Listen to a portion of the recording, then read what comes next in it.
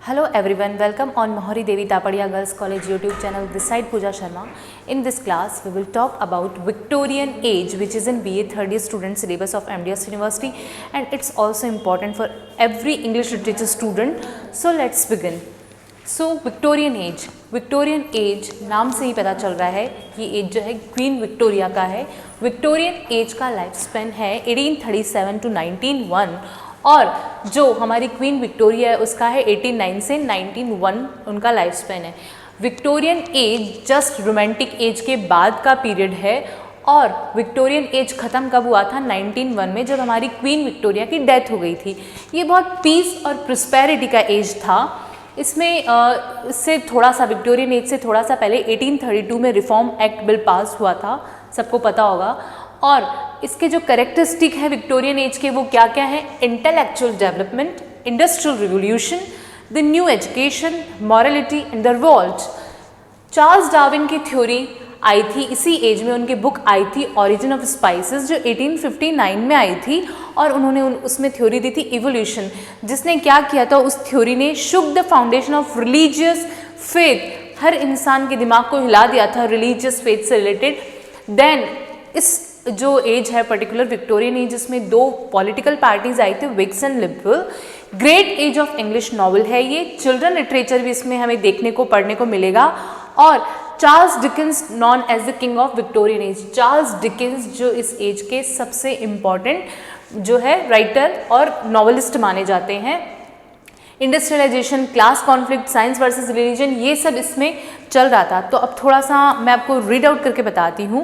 Period of Queen Victoria's reign from 1837 until her death on 22 June 1901. Reform Act 1832 में pass हुआ था. The two main political parties during this era remained the Whigs and the Liberal. और moral responsibility and domestic prosperity, moral responsibility थी, domestic prosperity थी.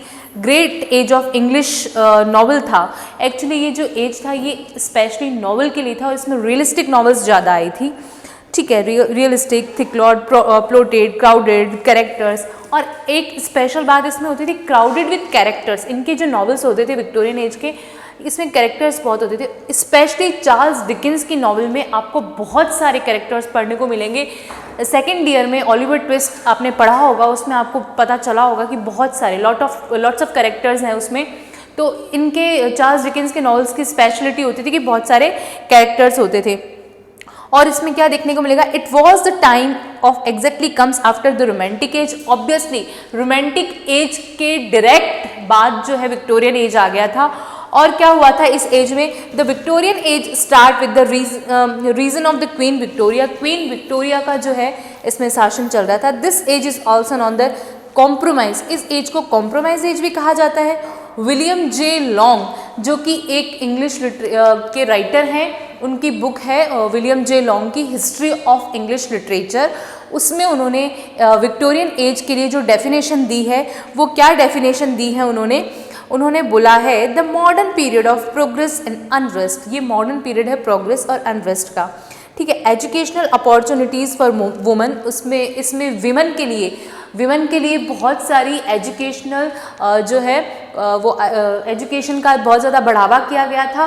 और जो child labour चल रहा था उस पर बैन किया गया था. जैसे चार्ल्स डिकेंस ने अपनी मोस्ट ऑफ नॉवेल्स में चाइल्ड लेबर दिखाया है और उन्होंने उसके अगेंस्ट ही लिखा है. अगर उनकी नॉवल में चाइल्ड लेबर दिखाया गया है तो इसीलिए दिखाया गया है ताकि जो ऑडियंस है, जो रीडर्स है, उसको पढ़े और उनको पता चले कि बच्चों के साथ में कितना ज़्यादा एक्सप्लॉयटेशन हो रहा है, उसको बंद करना चाहिए. तो इनकी नॉवेल्स में आपको चाइल्ड लेबर का कुछ देखने को मिलेगा. जैसे ओलिवर ट्विस्ट में भी हमने देखा था कि चाइल्ड लेबर ही चल रहा है एक बच्चे के साथ. ओलिवर के साथ में पूरी स्टोरी उसी पे बेस्ड है, वो कितनी बार पकड़ा जाता है और उसके साथ में क्या क्या होता है. Then women could take degrees at 12 university college. इसमें जो है वुमेन की एजुकेशन के बारे में बढ़ावा दिया गया.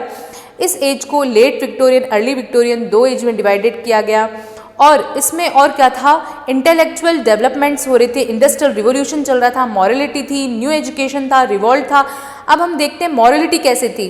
This shows that slowly the people were losing the free meaning of literature, and that is why during this time novel as well as prose was the popular forms.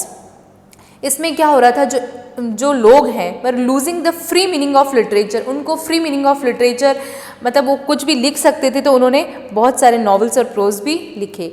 We read the fun and sentiments of Dickens, the social miniature of Thackeray or the psychological studies of George Eliot, we find in almost every case a definite purpose to sweep away error and to reveal the underlying truth of human life. Immortality of morality start during this time.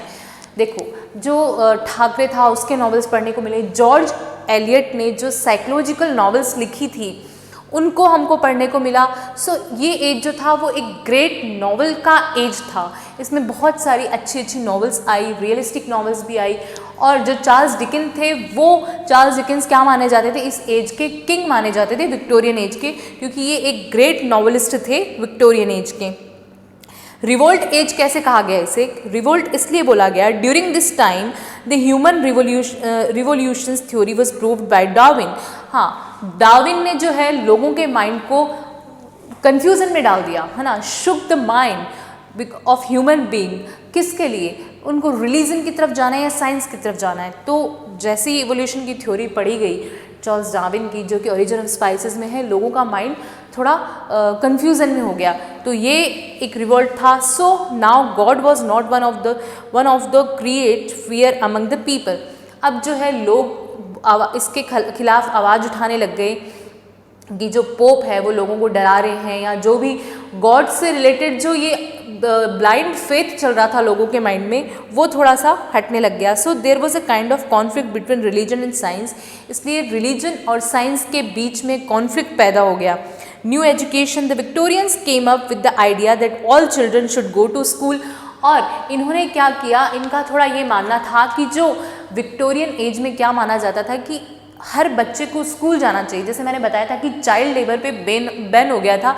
Child labour पे ban होने का reason ये था क्योंकि छोटे छोटे बच्चों से काम करवाया जा रहा था. जैसे चिमनी स्वीपर्स का काम था वहाँ. हमारे चार्ल्स डिकेंस ने नॉवल भी लिखी है चिमनी स्वीपर्स पे. और जो ओलिवर ट्विस्ट इनकी थी, उसमें भी जो ओलिवर है उसके साथ में कितना बदसुलीके से बिहेव किया जा रहा था. उसको कहीं भी ले जाया जा रहा है, उससे काम करवाया जा रहा है बहुत ज़्यादा, उसके बदले उसको खाना बहुत कम दिया जा रहा है. तो ये सब चीज़ें नोटिस करी चार्ल्स डिकेंस ने और अपनी नॉवेल में लिखी, ताकि लोग पढ़ें और उनको पता चले कि बच्चों के साथ कितना एक्सप्लॉयटेशन हो रहा है. तो ये सब चीज़ें इस एज में चल रही थी. और क्या था, they were the first people to ask whether it was right to allow children to work. The Industrial Revolution rapidly gained peace during Victoria's reign because of the power of steam. Power of steam, इसमें जो है बहुत सारे invention भी हुए इस age में. Power of steam engine का.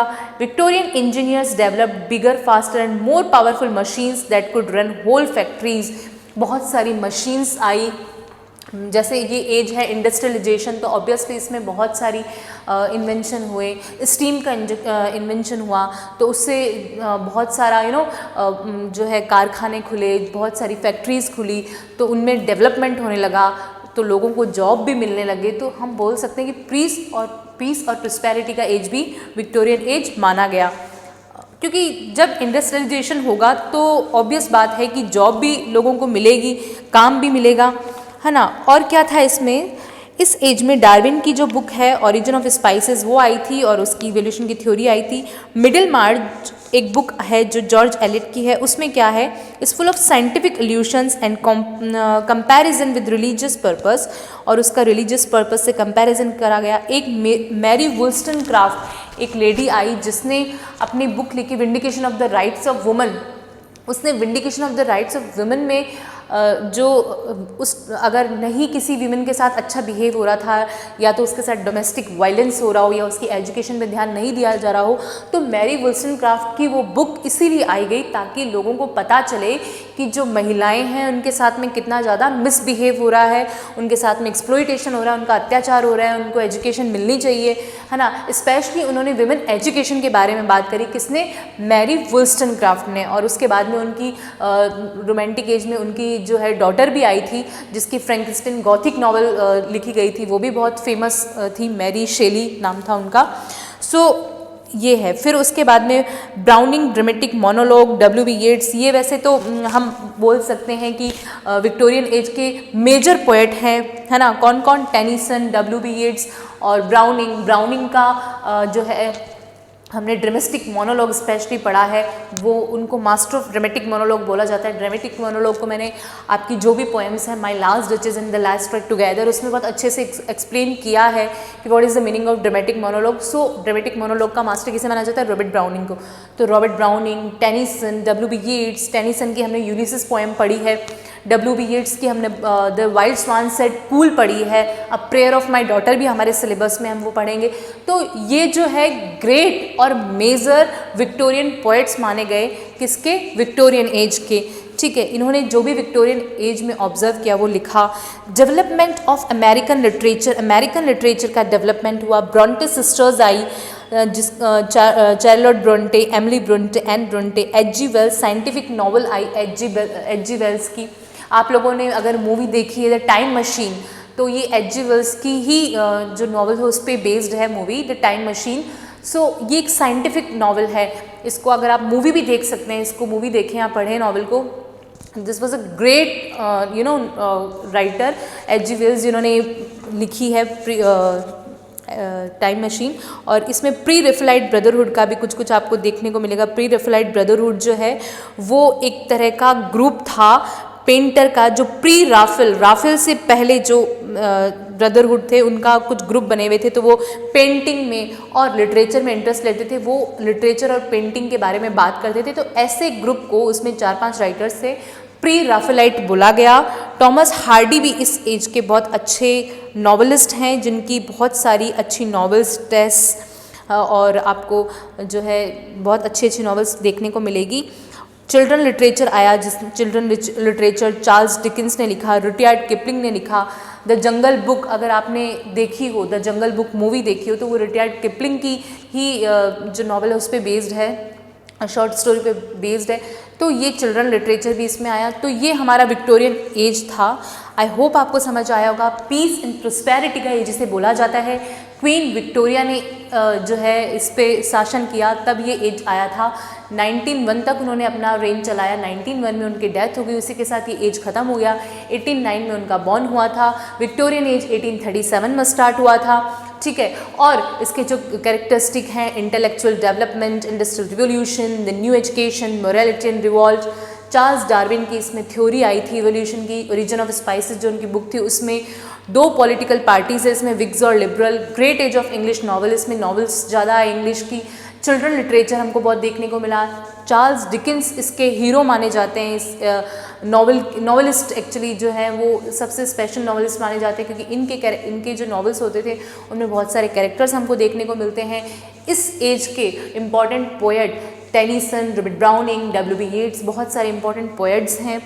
और इसमें क्या हुआ, साइंस और रिलीजन के बीच में जो है कॉन्फ्लिक्ट चल रहा था लोगों के माइंड में कि हमें क्या करना चाहिए। एक जो ह्यूमन की सिचुएशन थी वो एक पेंडुलम के जैसी हो गई थी, उनको कुछ समझ नहीं आ रहा था। तो ये हमारा विक्टोरियन एज है। आई होप आपको समझ आया होगा। आप एग्ज़ाम पॉइंट ऑफ व्यू से इसके नोट्स बनाएं और इसको प्रिपेयर करें, इसको पढ़ें। आपको बहुत सारे यूट्यूब पे वीडियोस इस पे मिल जाएंगे, मेरा वीडियो देखें और बहुत सारे नोट्स अवेलेबल हो जाएंगे। बुक जो है history of English literature, W.J. Long की जो बुक है उसको पढ़ें। और आप जो है ग्लॉसरी पढ़ सकते हैं। आप इसको नेट पे देख सकते हैं, गूगल पे आपको बहुत सारे इस पे PDF या जो भी है नोट्स अवेलेबल हो जाएंगे। Thank you so much.